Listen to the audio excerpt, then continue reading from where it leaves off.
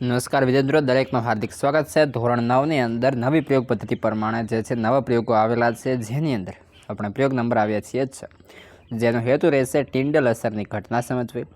સાધનો છે નાની ટોર્ચ અને 2 બીકર, પદાર્થોની અંદર પાણી, 2 થી 3 ગ્રામ કોપર સલ્ફેટ અને 15 થી 20 ml દૂધ। મિત્રો, ચેનલના નવા મહેમાન છો તો ચેનલને સબસ્ક્રાઇબ કરી લેશો। આકૃતિ કંઈક આ રીતે બને છે, તમે જોઈ શકો છો। અહીં જે છે એ આપણે ટોર્ચ છે તે સામે પ્રકાશ પાડી રહી છે અને આ પ્રકાશનો માર્ગ હવામાં દૃશ્યમાન એટલે કે બનતો નથી।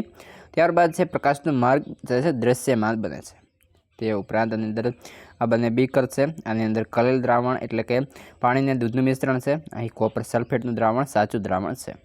આ પ્રમાણે સેમ ટુ સેમ આકૃતિ અહીં નીચે જે છે જગ્યા આપેલી છે ત્યાં તમારે દોરી લેવાની રહેશે।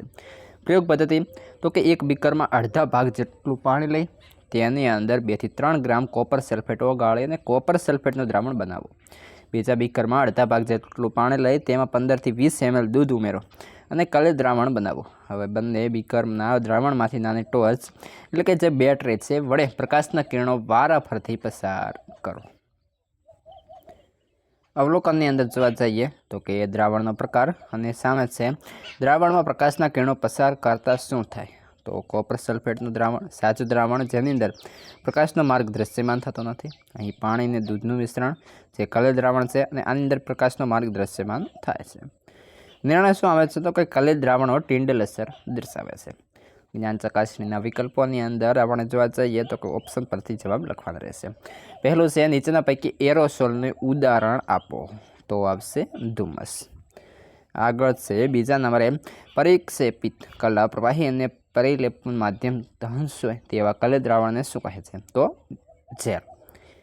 3 છે પરિપ્રેક્ષણ માધ્યમ પ્રવાહી અને પરિક્ષેપિત કલા વાયુ હોય તેવા કલેલ સ્વરૂપને શું કહે છે, તો તેને ફીણ કહે છે।